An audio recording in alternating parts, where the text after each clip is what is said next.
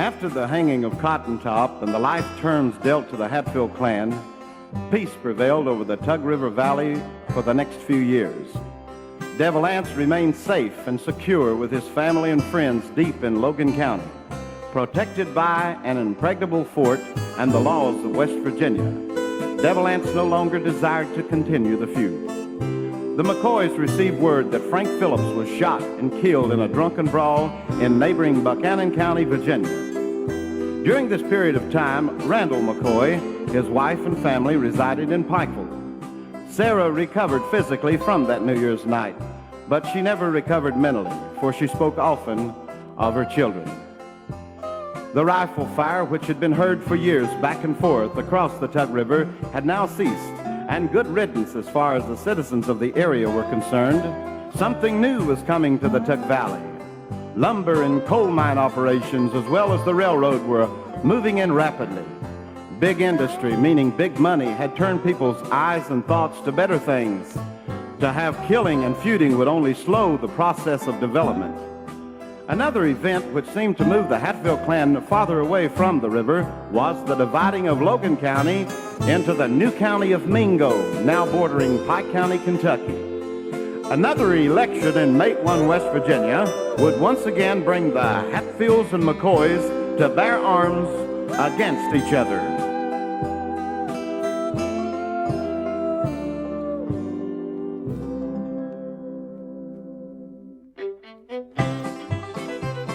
Election Day, November 1896, Matewan, West Virginia. Cap Hatfield and his stepson, 14-year-old Joe Glenn, brought uncertainty to the Election Day crowd when they came into town. It was common knowledge that Cap had trouble less than a year ago with a McCoy sympathizer who was on the election grounds that day. It was late afternoon when Cap and his stepson were preparing to leave Matewan and go back home when Cap stepped in front of the local polling place. This was a mistake that would cause 3 men to die. John Rutherford, the McCoy sympathizer, the man with whom Cap had argued, stepped out with gun in hand.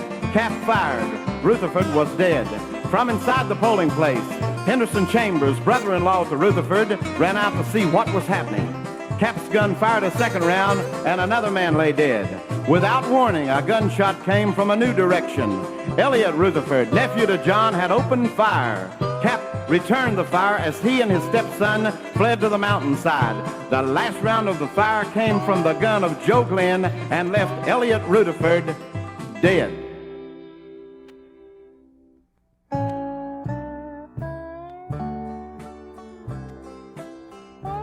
A posse was organized by Mingo County Sheriff Cadle. Cap and his stepson were captured and brought to trial in Williamson, West Virginia. Joe Glenn was sent to a state reformatory for boys. Cap was sentenced to 12 months in the Mingo County Jail for involuntary manslaughter. However, confinement did not appeal to Cap Hatfield, and once again, a posse was organized and ordered to search for Cap. Among the volunteers was 76-year-old Randall McCoy. He broke out of the Mingo County Jail. He was 6'3", 240 pounds of hell. To a mountain ridge known as the Devil's Backbone he came, where once before his daddy, Devil Anse, had gained his fame. Up a narrow mountain trail Cap Hatfield ran, a mountain trail so narrow it could only hold one man.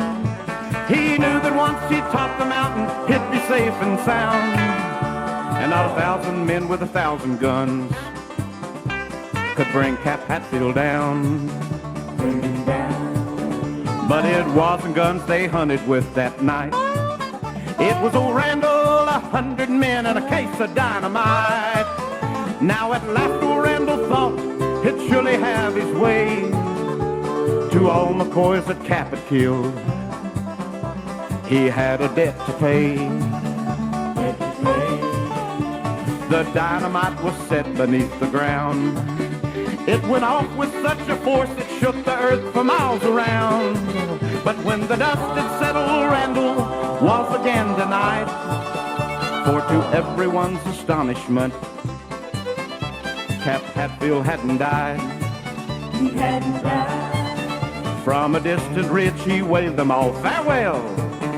Like the devil's son he was, this mountain man that fought like hell.